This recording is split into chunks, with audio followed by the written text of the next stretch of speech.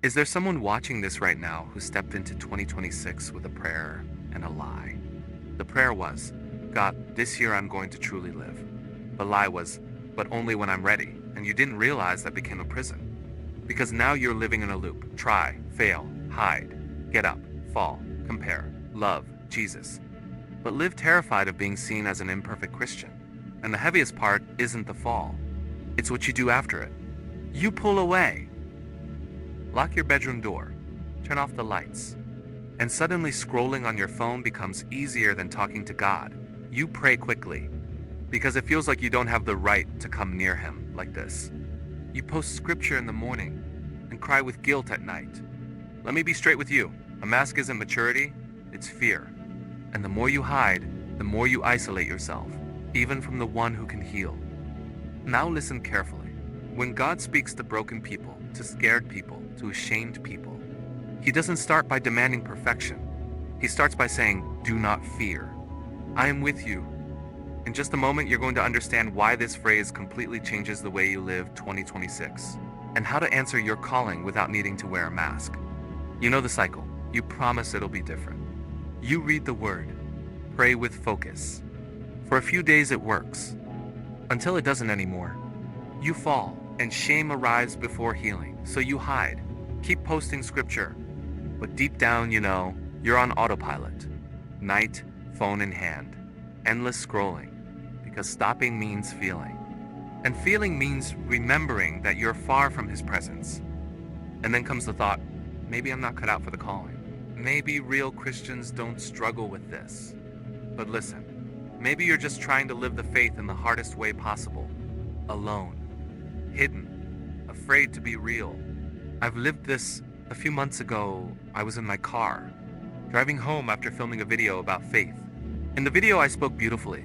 I spoke with conviction. But when I turned off the camera, when I was alone in the silence, I broke down. I tried to pray.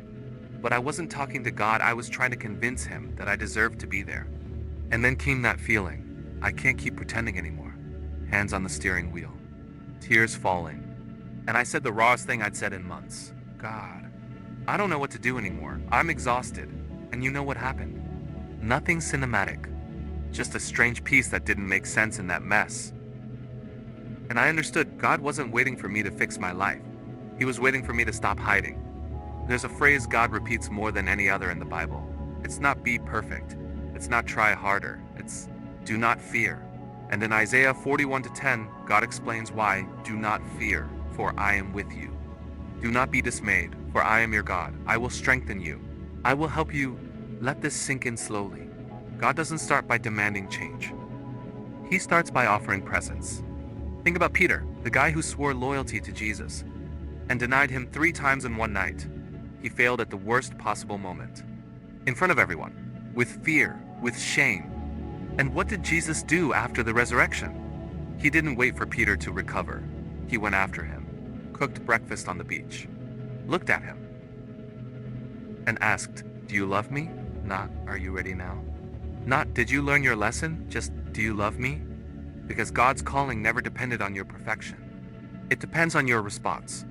And the truth nobody told you. God isn't afraid of your imperfection. He's afraid of seeing you far away trying to look ready. Because while you're hiding, He can't heal. While you're wearing a mask, He can't transform. Healing begins when you stop pretending and start trusting. And look what Isaiah 41:10 promises. I will strengthen you. Not when you're strong, while you're still weak. I will help you, not after you figure it out alone. In the middle of the struggle, I am with you, not when you deserve it. Because He chose to be, 2026 isn't the year to fake strength. It's the year to learn to receive. Receive grace, healing.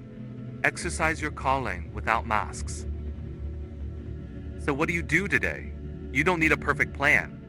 You don't need 10 steps. You just need honesty. What changed for me was this. I stopped trying to maintain the image. Stopped hiding my struggles as if they disqualified me. And I started being real with at least one trusted person. Because when you bring light to what shamas you, shame loses its power. Today, make a simple choice. Find one person, a brother or sister from church, someone who truly loves God, and be honest about where you really are. No filter, be honest and true. Because God doesn't work with masks, He works with closeness. And when you stop hiding, you finally let healing in. No masks, just presence. 2026 isn't the year to fake being perfect. It's the year to let yourself be shaped completely by Jesus. With humility, with truth, with reverence, no masks. And if today you understood this, if something shifted inside, slow down a bit. And let's pray together. Father, I come here without a mask. I don't know how to do everything right. I still struggle and fall repeatedly, but I want to stop hiding. Teach me to live close to your love, not when I'm ready, but just as I am. Free me from the fear of being imperfect, and plant in me the courage to be real. Make 2026 the year that I choose presence over performance, healing over masks, your calling over my shame. Mold me with humility. Transform me from the inside out. Bind me in your cords of fatherly love. No masks, just presence. In Jesus' name, amen. Breathe and never forget. You are desired by God.